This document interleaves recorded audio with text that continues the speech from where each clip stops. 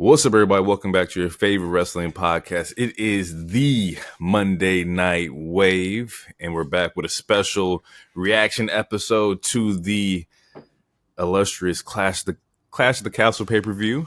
I go by Jay, aka one half of this great fucking tag team of wrestling. I should have cussed out. My bad. And from here, I'll pass it off to the one, the only, my co-host. Take it away from here. He is a wild card. He is the king of gorgeous. He is Mr. Sexy Ass Lottery. He is Hero, and I am he. Welcome back to the Monday Night Wave, everybody. And bad news, Loner. I'm afraid I got a bad question for you. And that question is, what do you want to pod about, brother? Besides the fact that you already told us. Clash at the damn castle. Let's go. Clash at the Castle, but it's also a great day to pod about wrestling, people. We got a lot to talk about. A pretty decent pay-per-view or PLE.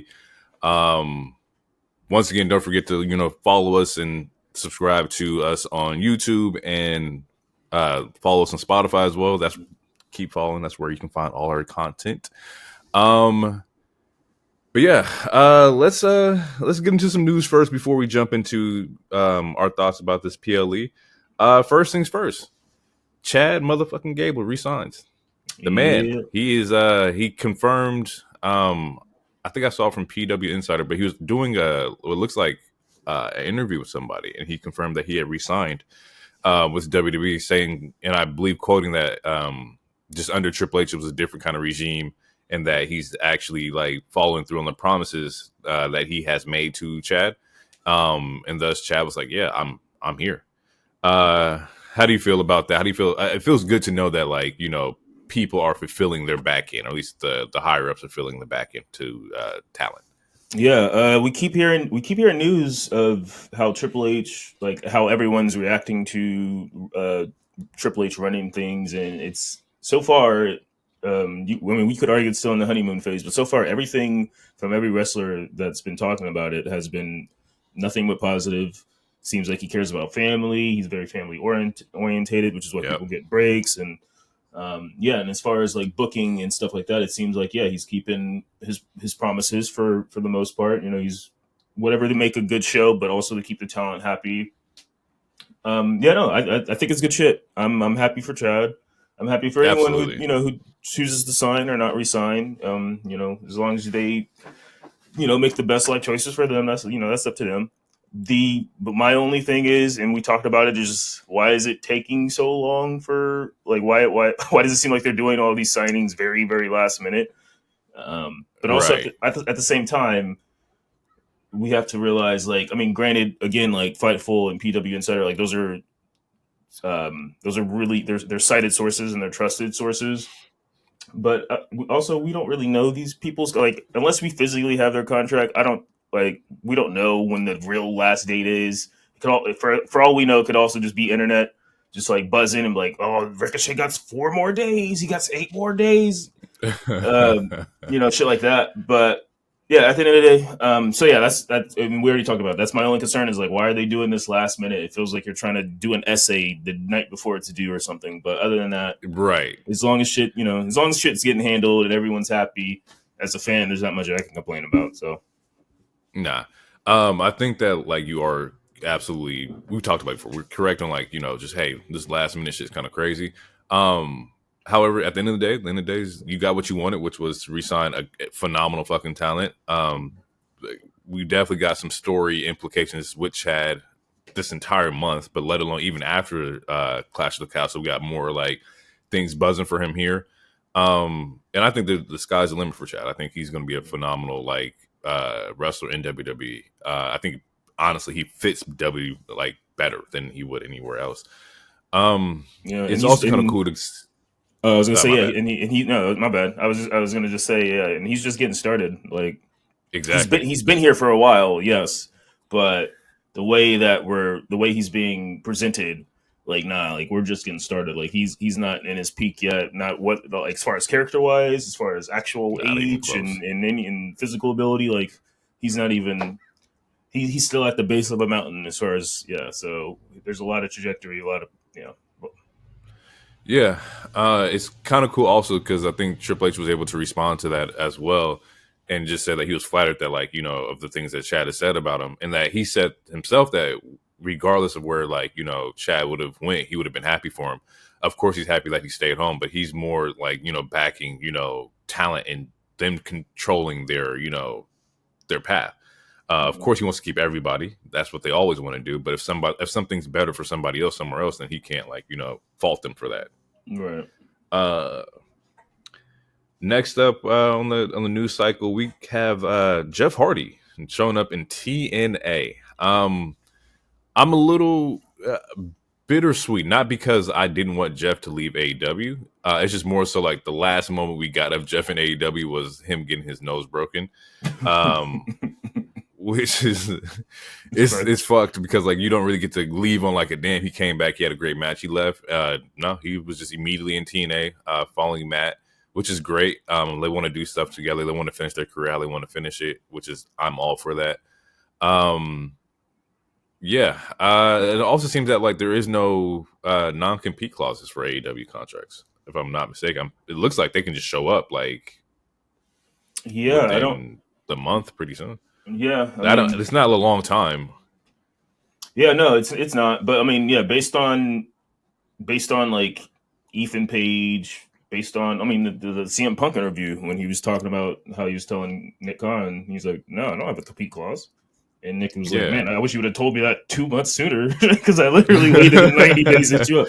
But yeah, maybe they don't, or maybe it's only like a short one. Maybe instead of 90 days, it's like you can't do nothing for a week or something. Who knows? But yeah, it seems non-existent. Non-compete. And I'm a fan of that, by the way. I'm not complaining about that. I'm a fan of, like, being able to just show up, whenever you want to. Like, that's cool. Which, and then, yeah, we talked about it too. I don't know when it goes into effect, but yeah, we talked about the law or whatever, or the government. They were trying to change the non-compete stuff anyway. Right. Yeah. So, yeah, who knows when that goes into effect, but maybe this is just them practicing. Because, yeah, shoot. I don't remember, because Scripps finally showed up. Reggie. He did. He was at GCW. I don't remember if it's been 90 days since we saw him on NXT TV, but I feel like it's been either close to that 90 or so. So, yeah, I don't know. Who knows?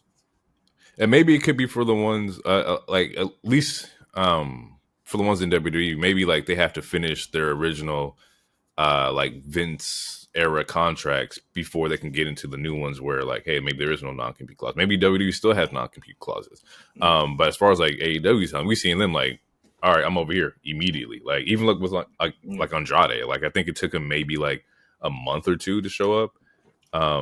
Yeah, but we all knew that he was going to go over there.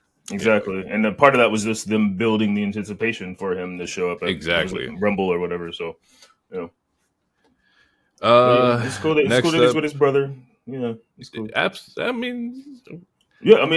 in the group chat jokingly that, like, damn, y'all hate the Hardys. It's not that we hate the Hardys. I don't hate the Hardys, but it's just like, what do y'all want to do? Like, y'all can't be high flyers and Team Extreme no more. I think that's out the bag. Like, you can't do that. Like, they can, but is that what you want to see? You want to see Matt and Jeff jump off ladders? Shit, man. Matt can barely climb a damn ladder. I don't want to see him jump off.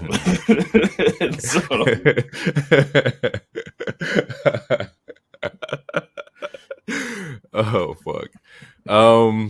Next up in the news cycle, we have kind of a somber one and a sad one. Earlier this week that we heard that Alba Fyre had lost, her mother to a tragic, like, car accident. I didn't see any news reports about this, nor would I have wanted to, because I don't think that kind of information needs to be, like, spread like that. I unintentionally ran into it by just Googling, like, Alba Fyre looking like her cage matches, trying to figure out when she was wrestling last. And that's when I saw the news about her mother's passing. So first things first, I just want to get off my chest that, thoughts and prayers with Alba Fyre and what she's going through right now. That's just tragic. And if I'm not mistaken, the article that I did read, it was her mother and her mother's partner had got hit. And I don't think the partner died. I think it was just her mom. But either way, that's just a horrible situation right before one of your biggest matches inside of like, your home. Like this is tragic all around. Yeah, absolutely.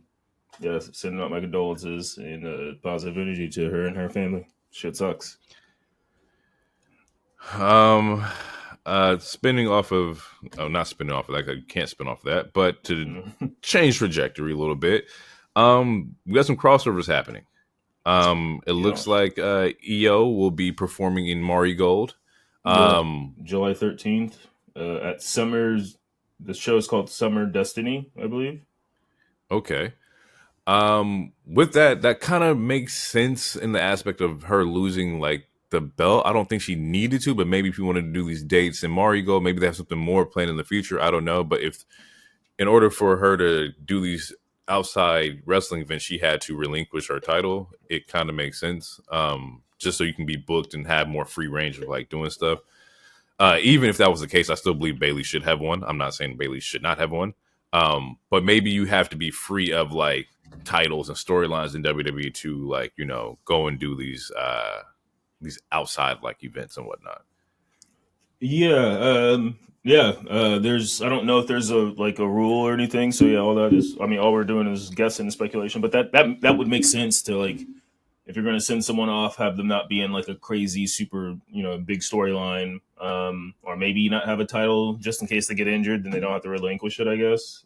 To me, yeah, right. I you could argue that makes sense. So I'm here for it. And it looks like they are setting up a storyline for EO, but it seems like it's slowly cooking. So right. This gives her time to do a crossover, and she gets the person she's facing. I'm going to try not to botch this, but Utama Hashishita, and I guess she was a pupil of EO's, or at least like a huge fan growing up. Like she loved EO. So this is a dream match for her. This is you facing your superhero growing up, essentially. So that's like cool. This. Yeah, it's cool for her. That's dope. Like, and they didn't tell her about it. So like, if you see the clip of her in the ring and having EO pop up on the video, like that was a genuine reaction. She had no idea. Like, so like all those. Oh yeah, if you guys see the video, like it's all genuine reaction. She had no idea, and that like you could tell that she's on a fucking train of 1,000 emotions, probably. Absolutely, but, yeah. Absolutely. So, cool. And then we have a second one that just got out. Yeah, there was rumored Noah in WWE were going to do something. That story came out. I want to say Monday or so, and then it was officially announced. When that post come out? The post came out 4 days ago that Noah and WWE were possibly working on something. Noah being a Japanese-based company. But yeah, let me scroll. It just came out that we will get AJ Styles versus what's this? I don't know if I can pronounce that one. Naomochi Marufuji. Marufuji. Yeah, Destination. In July 13th. Oh yeah. So these dates, these dates are back to back. These shows are back to back. I love it. That's fire. I love the crossover events. I think these are great. I think that it just brings more eyes to wrestling. I think AJ showing up there helps them out. It also gives AJ a break to kind of get away from the WWE style of like wrestling. He can wrestle like one match to the Japanese style that he's so familiar with. Just like I love the crossover with Jordan Grace and TNA. Like these are great, and we got Forbidden Door in like a week or two. So like it's all about crossovers right now, and I think it's just great to be a wrestling fan for sure. Yeah, you're seeing everybody from everywhere. Yeah. We got a video from Dax Harwood earlier this week where he came out and said that FTR will be out for a while. It seems that Dak really messed up his back. I believe it was not Double or Nothing. It was Dynasty, I think. Yeah, it was. Yeah. The ladder match at Dynasty where, and I talked about it. It was a spot where he did like a pile driver on the ladder, and it was like just brutal. And I think he mentioned that spot is kind of where he like messed up his back. And he's been wrestling on it. And the thing is, he's also said in the same video that he has been like, lying to trainers saying that it's not bad. And then like he got some scans and it was like, yo, like this is, we got to pull you off immediately. He admitted that he was at fault for like lying to staff about injuries and lying to Tony about it because none of them knew about it. It was just him just trying to like soldier along because he wanted to finish like the storylines that he had with like the Bucks coming up at Double or Nothing and whatnot. So yeah, overall we're not going to see FTR on TV for a while. I can't pronounce what happened to his back because I looked at the wording and it looks like a fucking Harry Potter spell. It looks like something crazy. But rest up. I think it's I find it odd that Cash can't get any single matches. But usually in wrestling, when a tag team is injured, more often than not, both people go away. It's only in rare instances where one person stays, similar to like an Ivar or whatever. But shit, I mean, piggybacking off that real quick. I mean, we're still talking about Dax, but it looks like Eric, he posted himself in at the PC, so he might be coming back soon. I seen that. Yeah. And who knows? We might see Cash in the Owen Hart Cup. I would hope so, because Dax is since they've been at AEW, Dax is the only one that gets single matches. He loses like all of them, but I don't know. To me, it's weird that Dax is the only one that gets single matches and Cash never gets a single match. But that's just it doesn't matter. That's just me randomly thinking or questioning. Like that's kind of odd, but it is what it is. So it also depends. That's true. That's true. And also it just depends on like the length of the injury. Like if Dax is out maybe like let's say 3 months. Hey, you got summertime with your kids and your family, like before you have to go to work. Cool. Yeah. Versus like Dax being out and God forbid like a year and a half. That's when plans we kind of have to like start thinking a little bit differently. But if it's a short term, like you're gone for the summer, maybe you pop back up, November sometime around there. I think they'll be fine. Yeah. Last story was actually one that happened this Monday on Raw. Ricochet was currently written off in one of the most action-oriented ways that we've seen in WWE in a while. What's crazy about the moment, he gets thrown headfirst into the top of the truck. Mm-hmm. And I was like, God damn, bro, this man is being ragdolled everywhere. And then we see him set up. That landing, though. That landing was crazy. He hit his elbow like, nah, bro. Like that, like the dart to the truck. That part was fine, whatever. But that landing, it sounded like a super kick. Like it's like his elbow. Like I wouldn't be surprised if that was a real write-off at this point because like, the way that elbow sounded, bro, that shit sounded like it. In like the way this man was like wheezing and breathing on his, I'm like, yo, he's really selling the fuck out of this, right? It sets up to like Braun getting on the steps, and then we just see him just crash land Ricochet into what is a car's windows or windshield. Yeah, real glass. Fyre brought it. Real glass. And I saw a little bit of that on Twitter, and that shit was funny to me too, because it's just in hindsight, if anybody's doing the real glass spot and nobody says anything, it was WWE. And it was like, we just talked about this. But yeah, he gets slammed through real glass, what looks to be like an official way that he's being written off, or an open up for him to return. I believe what the reports that I read was that it's being looked at either way. To where if he comes back, this is like, okay, a great way to come back off of like this cinematic ending. Or if you're written off, this is how you go out. Currently, we have no idea where he's going and what his deal is right now. According to the internet, before Raw, it was, he's for sure going to AEW. After Raw, it's still mostly like 60-40. He's going to AEW, but like, no, like there's that 40... Because like you were saying, like it was a write off, but it wasn't, to me. It was like an official like crazy write off. Like he didn't kill him. Like he didn't he could have did something crazier. Like they could have did a get hit by a bus arc or just or throw him off something even higher. Like what fucking Kurt Angle did the Big Show or something. Mm-hmm. And like him even giving the thumbs up. And then earlier in the show where he was telling Ilya, like, we will run this back. I feel like they left it to where, because it seems like, according to, again, the internet, like we get different things all the time. Apparently, the contract ends in somewhere in July. So, and it seems like he's still, one source is saying it's up in the air. The other source is saying like, no, he's for sure going to go to AEW. But yeah, the way that the angle went, it seems like he could return, because it wasn't that drastic of a write off as, but it was. So I think it's either way. It's on the fence. Like if he returns, it will be a crazy pop, especially depending on how they book the return. But yeah, if he doesn't return, then he's gone for a little bit, and best luck. So. Yeah. Once again, do whatever makes you happy. Whatever's going to keep you and your family paid, because that's what's important at the end of the day. Storylines and everything are great, but take care of yourself for sure. Yeah.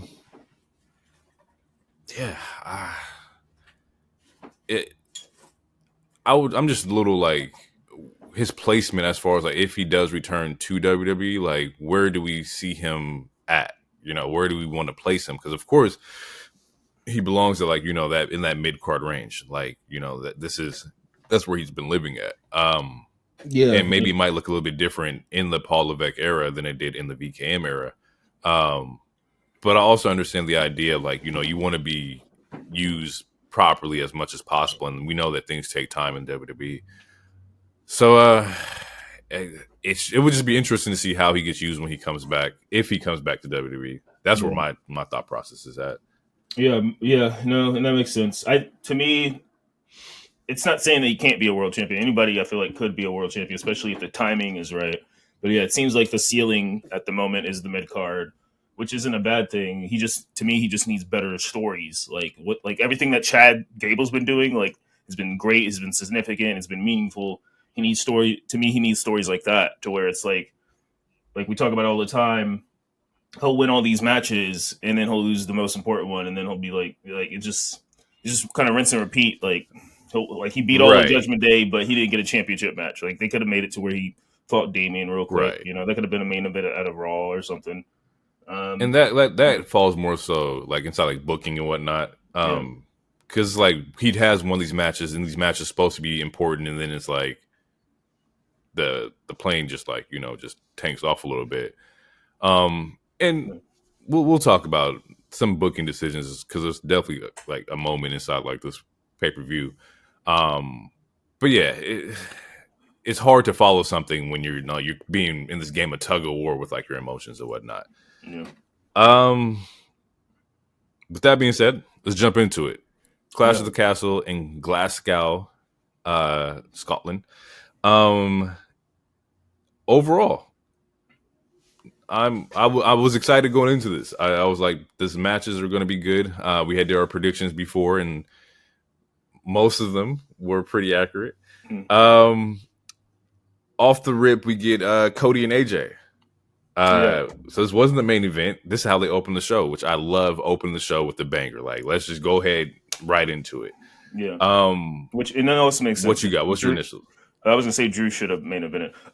Overall, yeah, absolutely. Overall, it was a banger ass match to me. They get straight to hands. It was they definitely upped the ante compared to their Backlash match. Yeah. It was good. Yeah. It was a good show. Fucking there's like they fight in the audience relatively early, and then they even go. It was either Gorilla or it was during the wherever the camera productions were. So they're fighting all over the arena. We get some blood,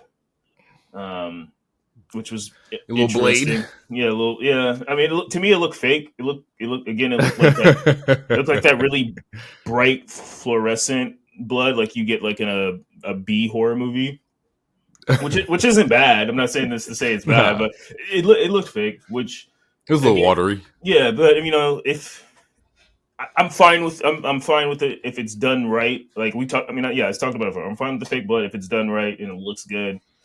This one looked good, and the one the other week that I thought was possibly fake, that looked good too. Also, in like JD McDonough's like bruise, like that clearly when Logan Paul punched him or whatever. You know, that was Whoa. clearly makeup, but it looked good. It looked really good. So yeah, get your makeup people in there, your MUAs. I'm here for it. That's true. Yeah. Yeah. Would you get? Not too many crazy ass spots. Before that busted open spot, there was a nice ass brain buster that AJ did to him on the table. That was that was heat. I was like, oh yeah, he trying to go. Shit. There's a moment where Cody passes out from the STF, and AJ thinks he's like, all right, I won. And he's like, when the ref is like, he has to say, I quit. He can't say nothing. He can't talk. Yeah. That's an interesting way for them to keep this going. Because absolutely. In any other match, AJ, that's a win for AJ. You know, so. It's funny with that spot, like he ends up grabbing like the water bottle, just wake up, Cody, and just starts splashing with the water and whatnot. Just being just a complete menace. And then launched it, bro. At close range. That was one of the loudest hits in the whole show. That was as loud as a Gunther chop. He lost that shit. Nah, a water bottle with the same impact as a Gunther chop is hilarious. This match I felt like it was good. I do prefer the Backlash one over this one, but that doesn't mean it was bad. I just like my preferences. Yeah. I thought there would be more drama. I will go with that as well. There wasn't enough cinema, quote unquote, because going into the match, I'm like, how? Because they talk about it. AJ never lost an I Quit match in any promotion. He was 4-0, and this is Cody's first I Quit match. Okay, so it's like, all right, which knee is going to bend here? And also, it's like, what the hell is AJ going to do to make Cody quit? And then I saw that his mom is going to be there. I'm like, oh shit, are we going to get a title change? Because like, is he going to hit his mom or some shit? So I don't know, like my mind was just going everywhere. I'm like, what is AJ going to do to try to make Cody quit? And what stakes is Cody going to do to AJ? Because at this point, based on, if we're talking kayfabe and just talking about the characters, coming from AJ's point of view, like this is his literal last quote unquote chance. Like he faked a retirement to get this. So in my mind, I'm like, you got to do something really, really wild to make this old guy quit, because this old guy, like, I mean, granted, he talks about, I got kids, I can just be seeing, how many graduations that I missed. So maybe that's why he did quit, like when we get to the ending. But in my mind, I'm like, it kind of, to me, it should have been a little more dramatic. Like it should have been a little crazier than just getting threatened by some steps. Yeah, and so like I agree, because like here's the thing, I do feel like there was almost a little bit too much of like, I don't know if interference is the right word. Interference / like storyline parts in a lot of these matches, at least on the back half, to where like I didn't like it on that end of it, but for this match in particular, I feel like there should have been more like, drama, more theatrics because of, the implications of the I Quit match.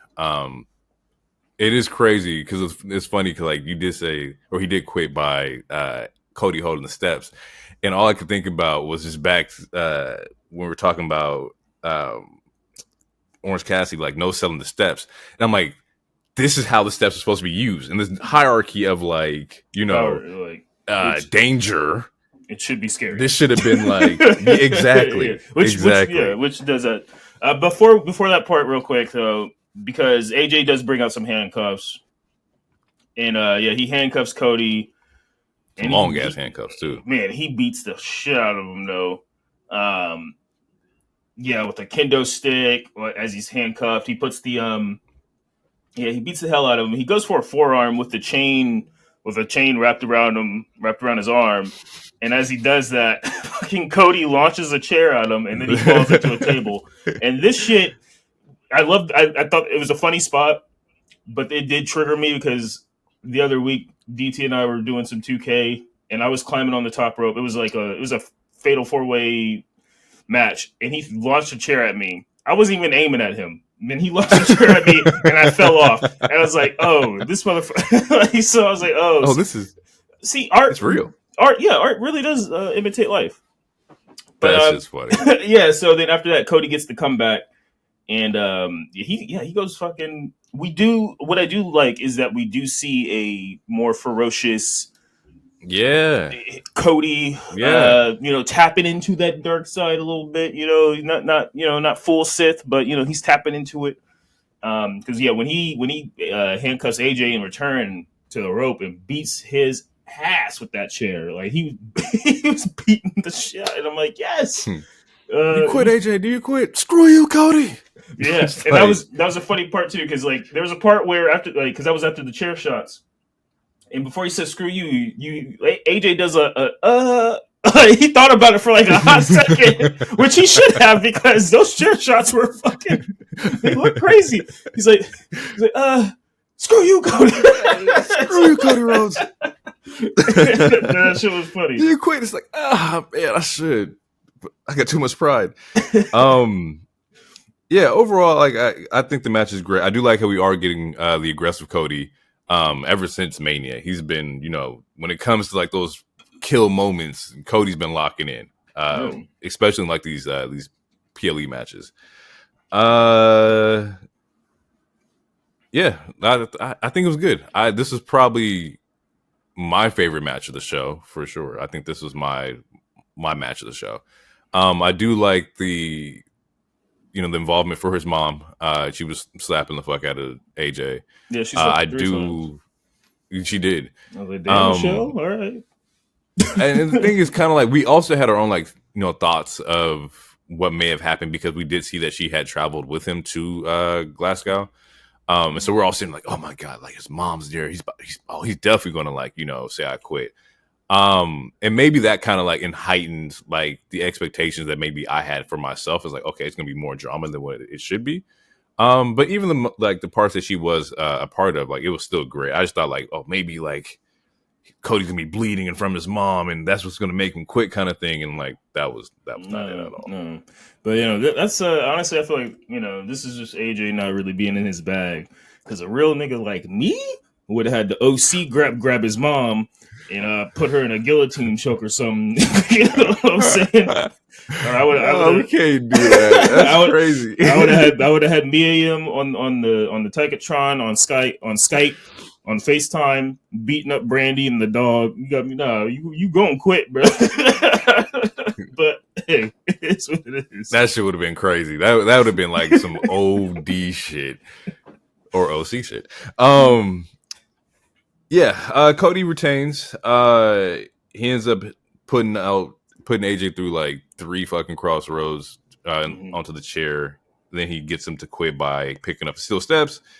AJ quits, and then Cody still hits him with the steel steps afterwards because he looks at his mom like, "Did he? You okay?"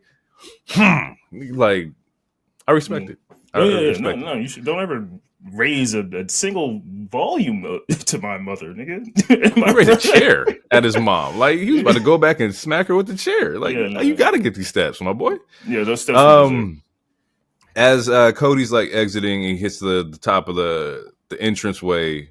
We see the one and only Solo Sikoa come out, and he stands next to Cody. And it was kind of cool how they did it. I did like that. I did like it too. And then because it's really menacing. I like that. It was. It's like because it's comedic, but it was.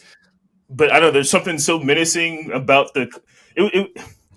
You ever see the movie The Mask, the Jim Carrey vehicle? Mm-hmm. Like how like when the bad guy gets the mask, like he's still evil and scary looking, but there were still like certain comedic parts to him, and that's kind of how I felt. Where it was like, Solo standing by the side of him, like that's something R-Truth would have done, but Solo doing it is, I mean, it's still funny, but it's like it's not as funny because it's like kind of scary. The feeling changes. Yeah, it's like because if a nigga like him is doing that kind of like comedic timing where he's like, I'm just standing on the side, you looking at you, surprising you this way.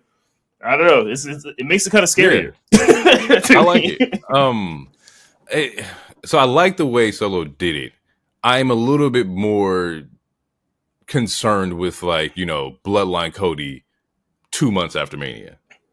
You know, that's where my concern gets, is that like we just got this, or the conclusion to this in April. We're going to spin it back 2 months or 2 months from then.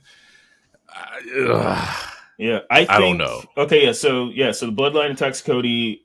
RKO comes out to save him, and which they do. So baby faces are on top. and then before the camera goes away, you see Randy eyeing the shit out of that title. Absolutely. So I think this bloodline story.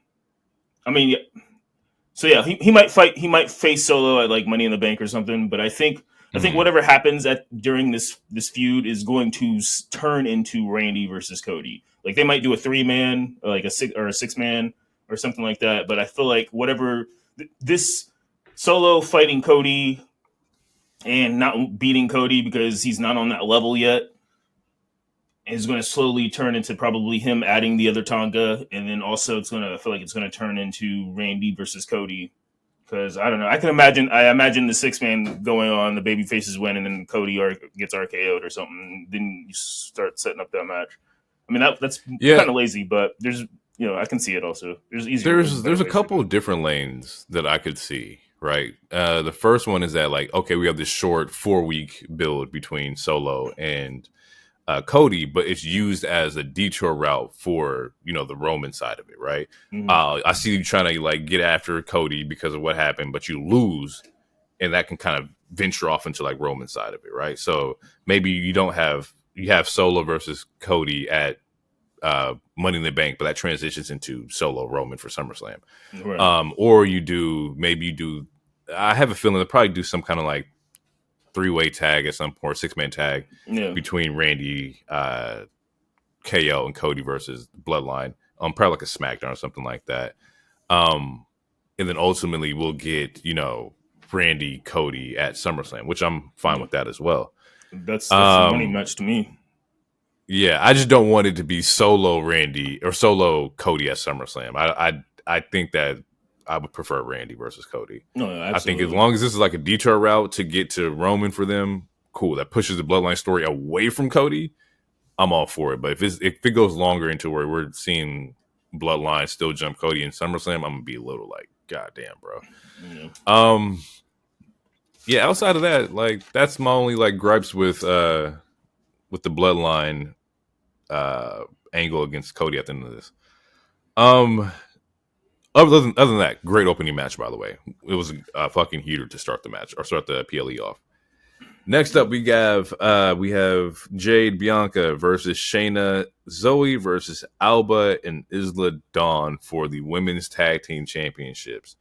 My first thoughts was just straight to Jade and Bianca's gear.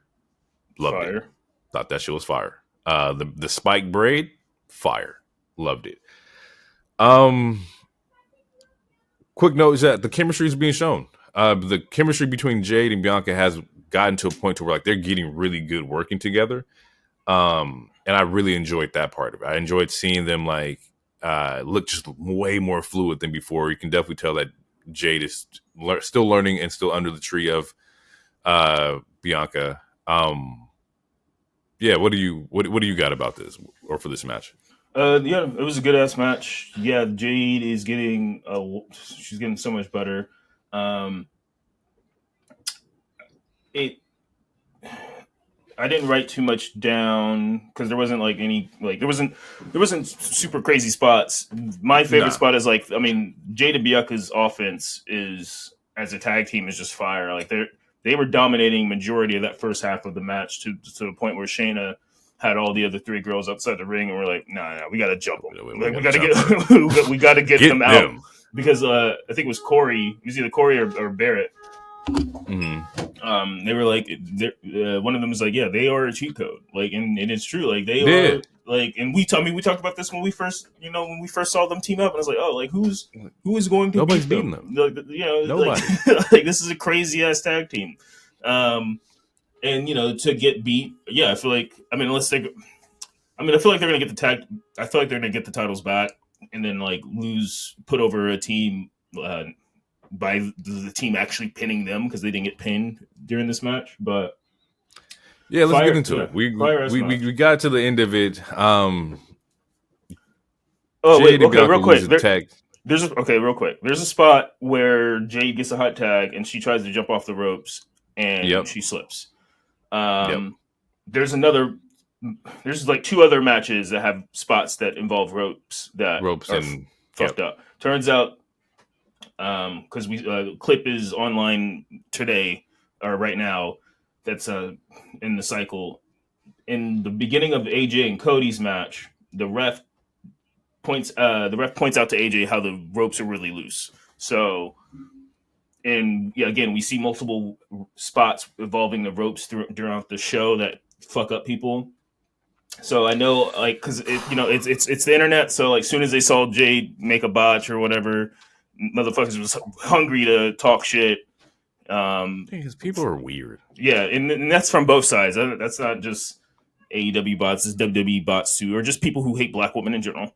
But yeah, people are just weird. Yeah, so she slept, but they all recovered well. There's a moment in the main event where it looks scary to you. So yeah, those ropes were finicky. I just want to get that out of the way because I think it wasn't just their match. Like I said, it was a couple matches. I think there's a spot in like Chad and Sammy's match too, where like they had a rope spot. And it was kind of finicky. Yeah, and then Damian Priest's spot. Bro, I look at like I hate to even say the word botches in wrestling because I feel like it's such a negative connotation. It is. But shit like that is like watching like somebody in the NBA like rim check. It's still an amazing feat that you couldn't do. And this shit happens. It's part of the game. So when I seen it, I was like, oh, okay, that was wild. I don't consider it a botch. I just consider it like, oh damn, like, you slipped up. Yeah, she slipped. But they all recovered well. Like, yeah, and it's set up for some other good spots. But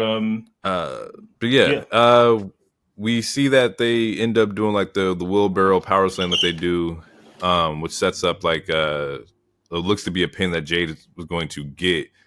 She then ends up getting German suplex by Isla, and the Isla takes the roll up for the win. And now we have Alba, Fyre, and Isla Dawn as the new women's tag team champions. Initial thoughts is like I feel like it was out of nowhere. Surprises, which is great because I love surprises, but this is also a surprise that kind of didn't make any sense because it wasn't like there was any build towards them as a team. And I can say that confidently. Like we didn't see anything between like the spooky girls as far as like build up or storylines or anything. They were just behind the scenes with Pierce and talking about how they wanted to be inside the tag team championship match or tag team championship, just like, realm. And then they get the tag belts. And so I'm a little confused by that. Like I said, I enjoy surprises. I enjoy like, oh, it's a different person with the belts, but this one also just didn't make any sense to me. Yeah. I was surprised by the win. This was the only match that got spoiled for me from checking online. So I was surprised by it. I think this is one of those moments to where, I mean, they put it like, okay, someone from the hometown had to win during the show, and the other two people, spoiler alert, they don't. So then these two had to, I guess. And then also based off the tragedy, maybe this was, I wouldn't say a give me, but I don't know. I think it's. I think we gotta let it play out. I think this was them, like, because they did lose on Monday against Shayna and Zoey. So maybe this was the way to be like, okay, we're giving you guys a moment. You guys are gonna have time to cut all the promos and shit and be on TV and with the titles. And it gives a reason for Jade and Bianca to go back and become 2-time, so that way they get more title runs. I don't know. That's the lane.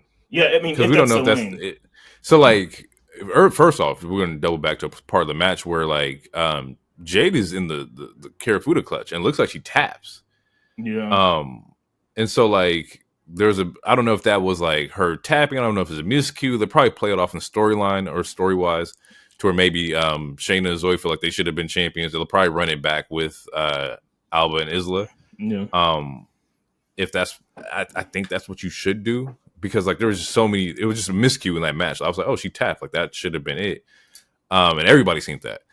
To where now it's like if you not the ref, which was crazy, which was insane. Part of the story. But yeah, like I don't know. I feel like giving them as the champions and then not having any like backing behind the crowds, especially because that's what like WWE kind of like matches are cultivated behind it. It's just like build ups and this is who you are and showing the fans who you are, to where now like they have no build up, but they have the belts. How do you connect that with the fans? You know, how do you fast track that into like, you know, success? I don't want them to fail because you guys didn't give them a proper like, you know, build. Yeah. Yeah, no, I understand that. I think we just got to let it play out and see what happens on Monday. They will for sure run it back with Zoey and Shayna, and probably even obviously the Black Bombshells also. And yeah, that weird tapping thing was weird. I think that's just another thing that Jade's has to work on as far as like selling and stuff. Because I think it would have made more sense if her fist was closed, because it looked like it was one of those trying a feat moments to where like it looks like you're passing out and then you get back up because you're strong or whatever. But with her hand being open, it looks more like, instead of like shaking to try to get that adrenaline, like try to get that comeback, her hand being open, and then it looks like a tap. It was looking like a tap, and then, you know, commentators have to recover it. And luckily, Jess was behind her during that first initial one, because, you know, that was definitely right. I was like, oh shit, is she tap? Like everyone thought she was tapping, and the commentators did a good job trying to recover it too. And then luckily, Jess was behind them, but I think it's just one of those miscues of just, again, learning, you know, selling and where the camera is, like where the hard cam is, all that shit like that. If this is the end of the Jade and Bianca run, how do you feel about that? Like, personally, I feel like, because they just got it at Backlash, right? Like, they weren't champions for that long, if I'm not mistaken. Yeah, no, they weren't. If this was the end, I don't think it is, but if it was the end, I would say it is underwhelming based on the ending. I don't need them to like turn on each other or nothing like that. It's just, you know, yeah, I don't want that. That's all I don't want. Just do not make them turn. I don't want that. But I can see this. I think it's a temporary. I think they're gonna play hot potato with the tag belts for a minute. I don't know. I can see. I see them winning them back at SummerSlam. So I think this is a chance for them to be in a storyline that doesn't involve the titles, so that we get more, character work for Jade, and just as a team as a whole, like they can be in a storyline that doesn't revolve the title. Tiffany and Nia Tiffany's trying to be a team with Nia, so maybe they can feud for a little bit, because Nia, she doesn't fight Bayley until SummerSlam. So there's like between now and SummerSlam, there's a lot of limbo time that people need to find some shit to do. So I can see Cocoa Butter Combat Club winning the titles back at SummerSlam. And it's like, do we do a Money in the Bank without Jade though? And that's the thing too, is that like, you kind of have to have somebody in this women's Money in the Bank, you know, especially with like, you know, no Becky, Bayley's champ. We don't have a current return time on Charlotte. You need somebody to kind of like anchor this Money in the Bank. Nia won't be in it because she's going to face Bayley at SummerSlam. And if Charlotte was healed, she shouldn't be in it either. Like, that's Charlotte Flair. It's also true. So it's like she can show up and be like, I want to talk. Like, actually, no, she's done that like 8 out of her title runs. That's back. Charlotte's run. I want a match right now. I'm like, okay, yeah, what? Skipping the line, bro. What are you talking about? So in saying that, I can see again, I can see like they do some qualifier matches or whatever. Jade wins hers, so that it just puts the team on pause or whatever. So yeah, I do not think this is the end of this tag team. If it was, then yeah, it's underwhelming, and I'm a little disappointed because they could have went out a little better, I guess. They could have went out, and I'm okay with them losing, but we could have had them going out to somebody who's been building, like somebody who's been like, okay, they finally got their white hot, or not white hot, but they're heating up. This is what's going to put them over the edge. And if that was the case, fuck, bro.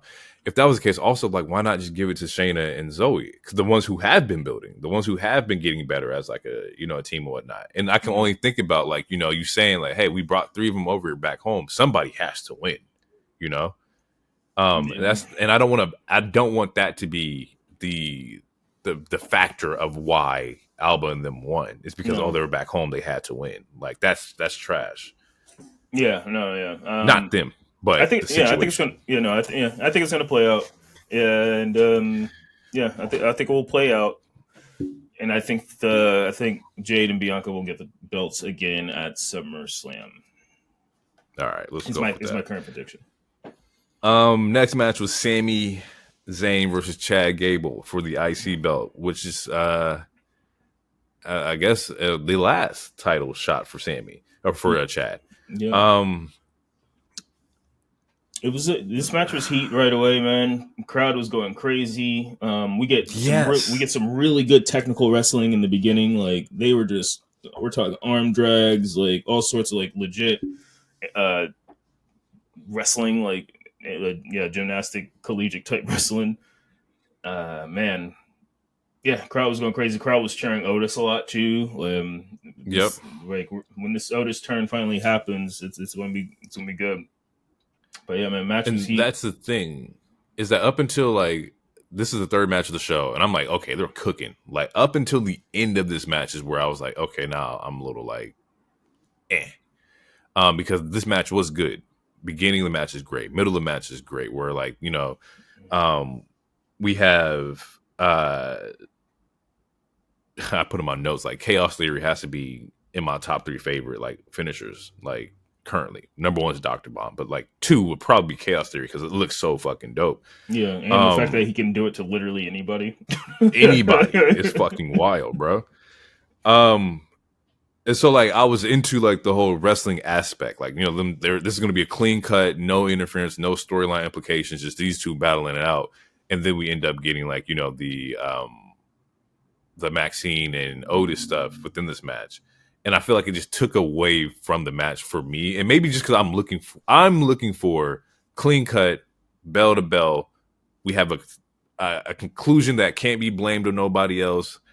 This is the outcome of the match. Versus like people like either interfering or playing some kind of like role in the match, and I think that's just me more so as a personal thing that I dislike. I understand that like that's part of the entertainment aspect. You do have to complete these stories, but I just hate it at the cost of interference within the match, or not necessarily interference, but it's like intervening with inside the match rather than just being like, okay, ding ding ding, Sami won. Now we can do the story parts of the shit. I'm okay with the story aspect. I just hate when it's inside, like, the matches. And it wasn't a lot of it, so it's not a lot to complain about. And nor am I complaining. It's just more so, like, I just wanted a clean being done kind of thing. Mm. Maybe it's just me. Maybe I'm the one stripping. Maybe. I don't know. But no, yeah. No, I thought it was a good match. The Maxine failing to hit Sami again. Mm-hmm. I'm the part that I'm over with is just the will they won't they of it. Yep. Because like again, that's like, what I mean. Yeah. We talked about it before. Like Otis has been healed. Like Otis and Chad have been healed before. So the fact that maybe it's because it's Sami. Maybe if it was someone else that was holding the title and it wasn't Sami, maybe he wouldn't hesitate. If that's the case, I feel like they should emphasize that part a little more. That it has nothing to do that Otis is afraid to pull the trigger. It's just that he's afraid to pull the trigger against someone as awesome and genuinely kind-hearted as Sami. To me, that would make more sense, and maybe that's what they were trying to go for. It just didn't. To me, it hasn't translated as much. But so when do they do the pop? When do we get the full like turn? Then I'm like, this has to happen Monday, right? Like, yeah. I'm assuming it happens Monday. Like, okay, I thought Chad was going to win this match. I'm a little shocked that he didn't, only because of the question that we just asked. Like, when is this turn going to happen? Like, when is Chad going to align with the Creed Bros or whatever? And this title, similar to other feuds, like this feud doesn't need a title. Like the feud between Otis and Chad, when the feud does happen, it doesn't need a title. But I mean, I don't know. I thought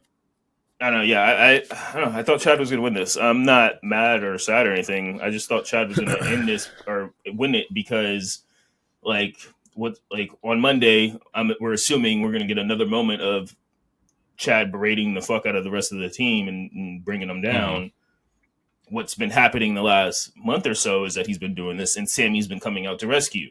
But Sami, at the end of this match, he does the it's finished. The Vince Carter, it is finished. So it's assuming Chad berates them, like who's gonna is Otis finally just gonna snap and like fuck all this? Otherwise, kayfabe wise, why wouldn't Sami come out to try to liberate these people again for the 30th time, type of thing? Right. So yeah, I'm assuming Otis finally snaps tomorrow, but I don't know. We'll see. That's what I would assume. Like, it has to be tomorrow. Like, any longer, it's like, okay, we can't keep doing this, this tug of war thing. I guess for me, just looking towards the future and aspect of that is that, like, with it being Sami versus Otis, assumably, maybe like at like, a SummerSlam, maybe even Money in the Bank. We're going to need a build for Otis, right? We're going to need like Otis to get some wins and stuff like that to make this even make sense. Mm-hmm. Yes, the stories are of them beefing, but we haven't seen like Otis in the ring pin somebody. No. Like, so like we're gonna need like some Otis victories pretty soon here. Mm-hmm. We basically just talked about it, but like they end the match with the clip to Maxine's leg. And that's where like Otis kind of like snaps and he's about to go after Sami, and Sami's Maxine calls out to Otis, and that's what kind of like snaps him out of like the trance, and he just carries Maxine back to the back. And that sets up the haluva kick on Gable. Gable loses 1, 2, 3. And we're giving. Looks like that story's ending. We're gonna get a new story. I will say I do like the story of Gable being a failed, like he can coach somebody to win, but he can't win himself. If that makes any sense. Like I do like that story aspect of it, to where like you can give everybody like the great advice to make them better, except for yourself. Like why can't you do it for yourself? Like I do like that. That's a cool like sub layer story that's being told here with Sami or with Chad. Next up, we get Piper versus Bayley for the women's title, women's or WWE women's title. It's not World Heavyweights, WWE women's title. WWE women's champion. Yeah, something. Yeah, I'm still getting caught up on the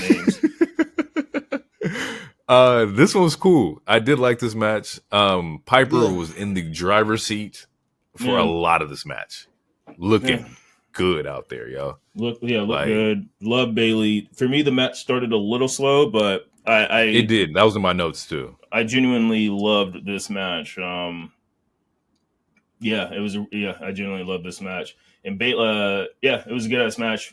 Piper starts off as powerhouse, and obviously. Mm-hmm. So Bayley has to get in her bag. There was a moment where she hits off.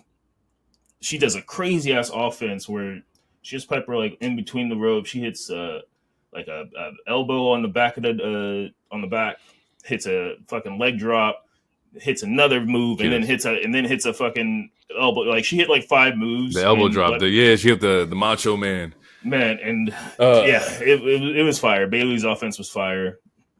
There was a moment where Chelsea Green gets involved and she gets kicked out. She puts her hands on Little Nate. And he kicks her out. You don't touch me. You poke me in my eyes. And then eventually she comes back wearing a lucha mask, which was funny.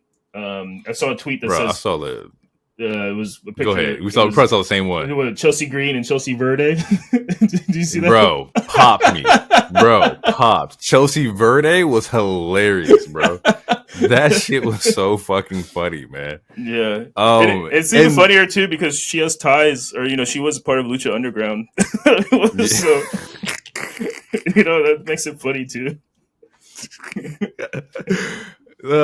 Yes, Chelsea Verde definitely popped me. The whole that meme was hilarious.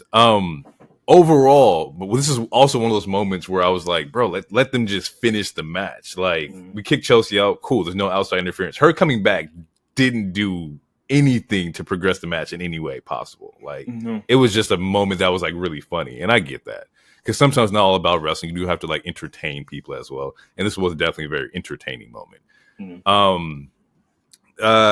Dope spot in this match was the Bayley to belly off the turnbuckle. Like that was fucking crazy. Piper had what looks. Go ahead. Piper driver. The Piper driver. Is that what that looked good. Man, it looked good. It looked stiff. I don't think it was as stiff as it looked. Pause. But it looked like it might have hurt. But it was all good.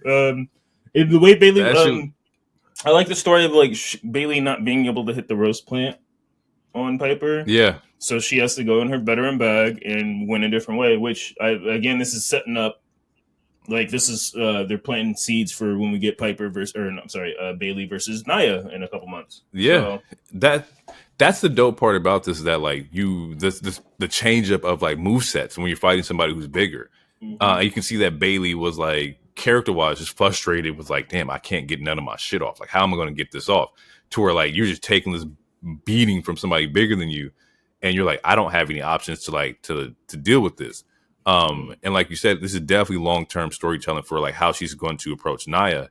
Or maybe can she approach Nia that way? Because who can say maybe Nia's not backstage watching the same thing? Like, okay, this is where she can't, win. Maybe I can get her here. But yeah, it was a great match. She ends up doing like this crucifix driver for the win. Yeah. And uses like all of Piper's momentum for like the pin or for like the flip back to the ring or to the mat. And the dope part about this spot is that like most people just go with the shoulder and then pin, but it was actually like the hook to the leg that solidified the pin. I love that. It was a small detail that was like, yes, that's how that's supposed to like happen. Especially when you want to secure the bigger person down. Exactly. Very veteran move by Bayley. The GOAT. Very, very much so. Yeah, Bayley retains. And yeah, it was a good win. And it was it wasn't like it wasn't exactly a roll up like the schoolboy roll up that you hate. Nah, but it also she didn't finish. She didn't beat her with her finisher. So as far as like rankings go, like yes, she beat Piper, but it wasn't like a super solidified clean finish. But it was still a finish. Nah. But it also wasn't a schoolboy to where it's like, oh yeah, I just got you. Like no, this was a veteran doing a move and outsmarting her opponent who was much bigger than her. And it was like a last resort desperation finish. Like if this shit don't go off, I don't know what will. I have to. This only happens. This momentum can only happen one time. Yeah. I loved it. I thought like their match was a good match for sure. Last match, main event of the night: Drew McIntyre versus Damian Priest for the World Heavyweight title. Campeon. The El Campeon. Yeah. Off rip. Crowd is nuts for Drew. Absolutely fucking bonkers, bro. Like, just going up for him. To where, like, I sat there, I was like, man, he might win this shit. Look at the reaction that he's getting from these people. Like, he's off the charts right now. Literally, they had a little noise meter, and he was buzzing over there. Yeah. I feel like the match was going really well up until the rope spot. Yeah, man. I think that's where the momentum changed, and rightfully so, because it looks like he legit like hurt himself on it. Yeah. But up until that spot, everything kind of like just changed a little bit for me. Yeah, I mean, at first Drew was controlling most of the match.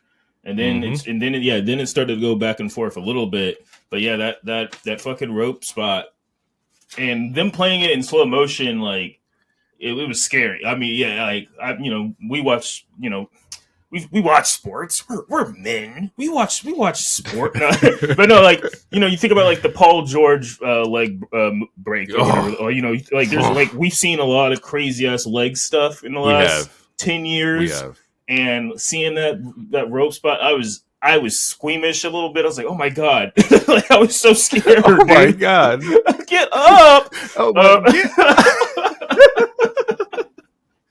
Is he okay?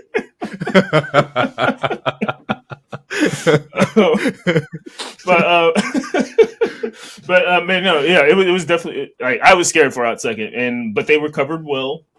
Drew was like, "Oh, what? Okay," and then he starts kicking them, and he like goes with the crowd, and like crowd's hyped, and they want him to continue to do more damage, and like Drew kind of like has to break character. He has to break the fourth wall for a little bit. He's like, I can't win this way, you guys. I can't get the belt this way. I got to help him out, and because the ref couldn't get him out because Drew was trying to stall for time for the ref to get him out, and the ref couldn't do it. So then the way so Drew had to go back in the ring and like pull him like. It was weird. He pulls him up to like unlatch his leg, but that's the wild part is that like these ropes are mad fucking strong, bro. Like that had his leg locked up like that. So I can only imagine. Like, I don't want to see this, but it's like that shit getting wrapped around somebody's neck or something like that is mad fucking dangerous, bro. Like because the ref was that's a grown man in the ring trying to get him out of that, and he could not. It's not like these refs are like scrawny and they don't also work out because they do. Yeah, and so like majority of refs are ex-wrestlers. Yeah, so like these are fit individuals. He's like, I can't get this man's leg locked out of like this rope, like, and that was the crazy part. So yeah, it was interesting to see Drew break the fourth wall and come up there and like, all right, I got to help the champion out, guys, and just gets him out of it. But yeah, after that, like the match definitely like declined, and rightfully so. At first, I was like, okay, man, Priest is still in character. He's selling the hell out of his leg. And I realized, nah, I don't think he's selling that shit at all. I think he's really like fucked up.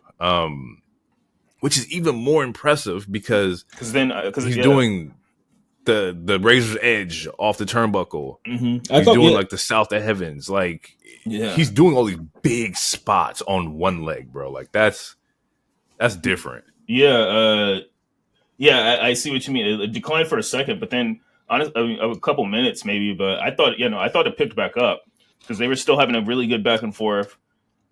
We get the Claymore through the barricade. That was fire. Yeah. Barricade implodes. That was dope. And then we get a couple of South of Heavens. Priest does that Hurricanrana spot. Yep. Similar to what that's immediately followed by a Claymore. Yeah. Like that segment was dope. Bro, yeah, they had a really good sequence where that shit was fire. And then we get a ref bump. So then we get some shenanigans. And it's like you knew when the ref bump. You knew what the fuck was going on here, bro. Yeah. But yeah, and exactly, we knew what the fuck was going on. I was like, okay, here comes the shenanigans. And I would say I was surprised, like, because we also knew Punk was there, but no Judgment Day shenanigans. Like they actually stuck to their word, which was them being banned, which I find interesting. I wonder if that may be part of a storyline or not. We'll see. But yeah, like you said, we were banned. Where were y'all at? Yeah, but the shenanigans. So yeah, we get a ref bump, and another ref. Drew gets the pin, and another ref finally comes out, and the way they shot the camera angle was perfect. That was great. That was great. I was shocked, and like the ref starts doing the count, and then on the second count, right before he stops, I saw the Nikes, and I was like, oh, that's not the ref. And I saw that, like, and then that's when like he does the 2 count, and then the camera angle switches, and it's fucking CM Punk, and I was like, the way that they shot this was so like on point. It was on, like, every angle was so on point. This is how you know, like, I just worked way too long with like shoes and shit. Cause he slid in, I was like, damn, somebody got some clean ass ones on right now. And I was like, oh shit, that's not a ref at all. I'm looking at the shoes more. I'm looking at like the ref. I'm like, damn, one's fresh and brand new. All right. Oh shit, it's Punk. And so he goes for the pin and then goes the 1, the 2, and then stops. And the raise. I count to 3. The raise up. Man. And first off, the raise up from Drew was hilarious. He's looking like, oh, this motherfucker did not just fool me into thinking I'm close to winning. And I pop my head up because you stop. What the fuck? And then also the second, like the long-term storytelling of like, you know, we wanted to see Punk as a special guest referee for the Seth match, and him actually coming in here and doing that was also fucking gold. I didn't even think about that. Like, yeah, that's fucking great. Yeah, that's like that's amazing, bro. Yeah, and we get Dirty Punk, low blow. Yeah, we get a low blow. Yeah, like, Drew. Yeah, Drew shoves him to the side of, or to the ring post, and he's like Homer Simpson choking this man out. Like it was his son in the corner. Just that's Drew, rage. Yeah, exactly. And then Drew kicked him in the balls. Punk kicked Drew in the balls, and then that sets up for another South of Heaven. And fucking Damian Priest did the unthinkable, and he retained.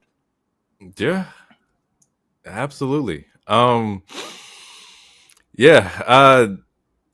Once again, just being how I am is that like it was just 3 shows or 3 matches back to back where we had some kind of like interference. This one was the one that made the most sense to me because we expected this. We didn't know how he was going to lose. We talked about this in the predictions. So we're like, we knew that he was going to lose, and we knew there was going to be Punk interference, but we didn't know exactly how. And the how of this made it really worth it. Like the whole slide into the ring as the ref. That was dope. It created another like big like WWE history moment. Because when we go back and think about this 10 years from now, I was like, oh, remember that time where Punk slid in on Drew? Like that's a big moment. That's a big WWE history or historical moment. My thing is now where do we go? Do we get Drew Punk at Toronto and Money in the Bank? I don't think so. Because I think the clip from the presser was that like he was like, oh, I was only cleared for referee activity. I wasn't cleared for like in ring stuff yet. Yeah, if that's the case, he says he should be getting. He's seeing his doctor again this week, and he's going to be on Smack. He's seeing his doctor on Monday, I believe, and he's going to break. He's going to be on SmackDown because SmackDown's going to be in Chicago. Right. He's going to be at SmackDown and announce hopefully the good news of him being fully cleared. Right. And so if best case scenario is that we do get it at Money in the Bank, although I don't think that's a Money in the Bank kind of like match. I think you get that at SummerSlam. So now we're looking at, and we talked about it before, now it's a 7th month build of Punk and Drew. We waited 7 months to see them get in the ring. That's a pretty fucking long time, bro. It's a long time, but it's a long time. And to their credit, though, they kept us interested in still salivating to, like, it hasn't been boring. I still want them to get in the ring, but I'm more patient with this as opposed to like when it was taking Mercedes or even just this fucking QR code. If Uncle Howdy doesn't debut tomorrow, dude, I'm over it. I'm already over it. I'm sick of it. Stop fucking with my television. Show up. And even with like the Uncle Howdy stuff, is that like we're gonna get them hopefully today when people listen to this. But like, where do we go from there? It's gonna take another 4 to build up the storylines for them. Like they'll probably have their first match at SummerSlam. So it's like just the builds of stuff. Like that's what like it just wears so much on me because we were waiting so long, and rightfully so. It's not like Drew and Punk wouldn't have happened if both of them weren't injured, you know. Yeah. So I'm not like judging them or blaming them for being injured. It's just like, damn, bro. Every week we're waiting for them to touch up. So this match it better be fucking great. I also like how he shut down somebody's fan question of like, yeah, at this point you guys can only touch in the Hell in the Cell. He was like, yeah, dude, you got to stop that fantasy booking. Yeah, this ain't for me. This ain't like Hell in the Cell, bro. Yeah, we could have put that in our news. It looks like they're bringing back Bad Blood for maybe the October pay-per-view. Mm-hmm. And it's speculated that we may get... Yeah, so there have been creative pitches within WWE to bring back the old WWE pay-per-view, Bad Blood. The idea would be to use the title... the title of Bad Blood, in October to tie into the anniversary of the first ever Hell in a Cell of Undertaker and Shawn Michaels. Because the October pay-per-view usually was, I want to say, if it wasn't Hell in a Cell, it was Clash of the Champions was usually September. I don't remember what the October pay-per-view used to be. I want to say it used to be Hell in a Cell, but yeah, obviously they for a while, the last couple of years, they've gone away from the besides Elimination Chamber, we don't have TLC anymore. The thematic, like pay-per-view names for the matches, or matches being pay-per-view names. Yeah, exactly. So yeah, we don't have a TLC anymore, or Hell in a Cell pay-per-view. It looks like it's going back to a match. So we may get a Hell in a Cell match in October. Who do you want in that? Who's like, and we'll do. Oof, that's tough, man. Like I'm thinking, like SmackDown wise, like. you put Cody in the Hell in a Cell. Who do you put him in there with? AJ or Randy. Oh, fuck it, both. Fuck it. You know me. I want give me the fatal 4-way. You know, put another person there, like AJ, fucking Randy, KO, Cody. Throw them boys in the cage and let me just see how this shit works out. And then on like the Raw side, like do you do like Gunther in a Hell in a Cell with like fucking Punk or Priest or something like that? Like, okay, assuming that they do like one women's, one men's. Mm-hmm. All right, if we keep the Cody as the male one, then I say put Liv and Rhea in that cell. Ooh. And then Dominic has to choose which one to help or something. Hey. Nah, keep Dominic away from the cage, bro. He's already interfered with them opening the cage door for Becky. Like, no. Hey, man, if it wasn't for Strowman, I want you outside. Big ass. I want you outside in the high chair, just waiting. or put him in a shark cage. You know, get a custody of hang him above the ring. Yeah, somebody get the key and let him out. Somebody get the bandana to pull off. Yeah, I like that. I like that a lot. I think that you could also run that same thing with like, you do like Bayley and I will be firing the hill cell too. See, honestly. And I'm for the sickos. Give me Jade and Bianca in there. If y'all gonna do this breakup thing, put them in there. Give me the first 2 black women in a Hell in a Cell. Let them go. Man, damn. All right. See, you putting the first 2 black. Yeah. See, now I want that. Like, I don't want them to fight. It's too soon. I don't want them to fight. But you say the first black woman in the Hell. Yeah, I need that. In the Hell in a Cell. Let's check that box off. Let me see that. Fuck. Oh, this is all Mercedes' fault. We could have got this already. Shit. Naomi's there too. Let's make it a triple threat. Fuck it. Man, let me see these women get active, yo. Give me the first 2 black women in Hell in a Cell. Book it, Triple H. Book it. Actually, I don't know. I don't want them to break up, but we'll see how this plays out. Because Friday SmackDown gonna be a very interesting SmackDown. We got Punk coming in. We have the aftermath of the belts and whatnot. Of course, some more Nia build up with Tiffany and stuff like that. And Bloodline. And Bloodline. So it's gonna be a very interesting SmackDown. Raw will be interesting too. I know somebody said Drew better interfere in every goddamn match on Raw. Like he better interfere in everybody's shit just because he's that fucking mad. Yeah, honestly, I'm assuming he'll be putting money in. If he doesn't get a solo match with Punk, I'm assuming he'll be in Money in the Bank, and then Punk fucks him out of that again. I'm staying away from all matches until you give me this match. I'm not jumping in this ring. I'm putting my hands on this dude. Pause. Like. Mm-hmm. Because even if you do put Drew in Money in the Bank, like you said, Punk's just going to show up out of nowhere, smack this man with the briefcase, push him off the ladder or some shit like that, and cost him. Mm-hmm. But also, they do need individuals in this match. I think announced so far it was Ludwig, and Jay Uso. Who else is in Jay? There's also, I think, 2 more maybe. Let me see here. Money in the Bank. I'm wondering, if are we just doing announcing, or are there going to be qualifiers? Because well, I thought they are they not in there just yet? I have no idea. I know the pay-per-view is like in fucking 3 weeks, but yeah, no, I have no idea. Or 4 weeks, 3 or 4 Maybe weeks. You might be right. Maybe they just announced that they would. Well, not because then why the fuck would Jay be like, oh, I'm because he got myself.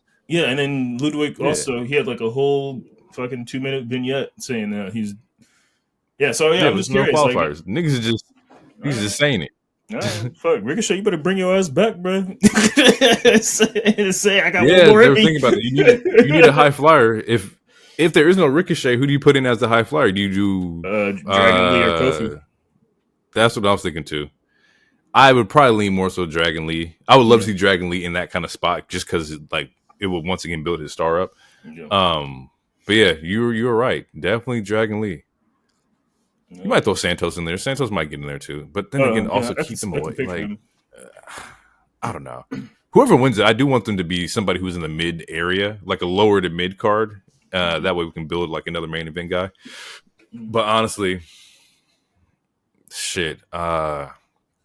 It won't be LA Knight because we're like LA Knight's fighting Logan at SummerSlam, so he's gonna miss that. Ideally, yeah. Ludwig's in it, so you wouldn't throw Gunther in it, and also No, Gunther has a shot at the title in SummerSlam. Exactly. So like, yeah, it would have to be somebody low to mid, and honestly, they might just make Jay win it. Finn Balor could possibly be in it. There's storylines there that you can play with too. As Finn gets it, because Fucking- Finn needs one. He One, but he need one. And during one of the backstage, like during the whole missing key fob thing, missing key card, someone pointed out like there was a demon briefcase, which I've never seen that briefcase before. So I was There's a demon briefcase. Yeah, there was a I didn't see briefcase that. with the demon on it or whatever. You know, they do the custom briefcase, and I'm like, that's. I don't know if that's like, that's just like a random red herring, or if they were like, oh, this looks cool, let's just put it up here just for fuck's sake. But I'd be okay. I don't know. Okay. I don't know. But do we need another Judgment Day member with a briefcase? I don't know. I don't know. I love Finn Balor though. I know that. You're right.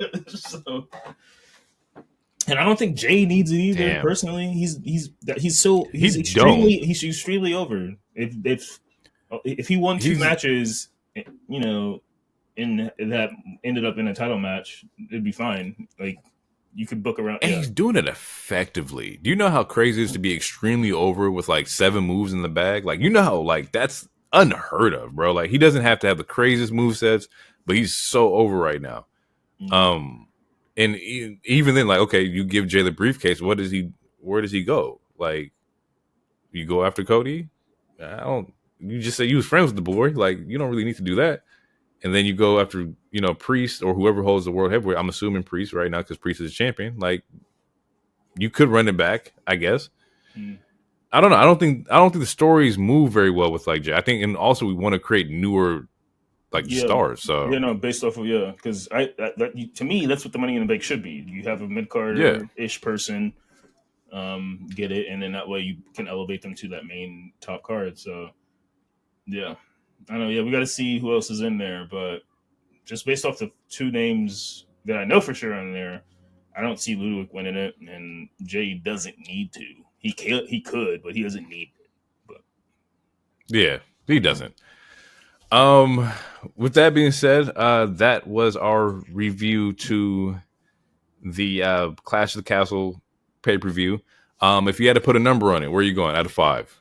Out of 5, I'll do like a 4.2 or 4.5. Out of the, I'm still really enjoying the 5-match structure for the PLEs. I do like that too. Right now. Yeah. Out of the, and I was texting DT last night.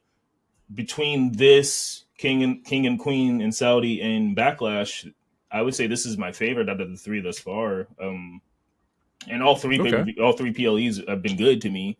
They have been solid. Yeah, they've been solid, and they've been like coming home, like because I didn't start this pay-per-view until like 8:30 or maybe close to 9, and it's only it was 10 minutes shy of 3 hours, so it was perfect. I was done by 11:30. I still was able to get a little video games in before I went to sleep. So like I like the 5-match structure for the smaller pay-per-views, and that they're not long as fuck. They're not all 4 hours and whatnot. You didn't have to break it up or nothing like that. Yeah, I didn't have to like watch half of it and then watch the other half right before I recorded. I think even the last match was like, I think there was like 40 minutes left on it, and I was like, damn, this match is 40 minutes, and then I watched it and it didn't feel like 40, and it was a cool, and I don't think it was 40 with like entrances and shit like that. But like even then, maybe a 20-25 minute match. I'll say 4. I thought that was good. 4.2. Yeah. I'm slightly under. I'll probably go like 3.5. It wasn't like abysmal. It wasn't like perfection to me, but I think 3.5 is right there in the middle. I'm okay with that. I think it was a decent PLE for sure. Okay. Out of 5. All right, I gotta drop. I'll go to 3.8 because 4 seems like 4 is damn near like it's pretty good. Yeah, I'll go 3.8. Yeah, we can rock with that. That's cool. Yeah, if 3.5 is right in the middle, I'll do like a 3.8. Yeah. I think it was a little bit above the middle. It wasn't super crazy. Some of the finishes were, but yeah, solid pay per view. So yeah, absolutely. All right, people, that was it. We will catch you guys in the next episode, which will be more structured. 3 shows again: SmackDown, Raw, AEW.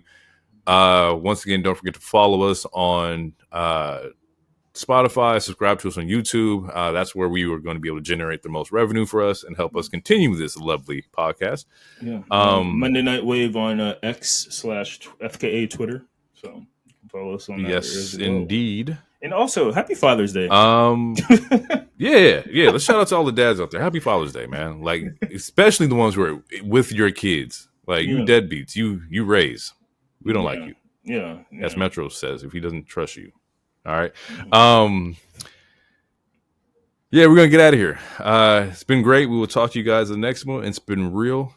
Peace out. Too sweet.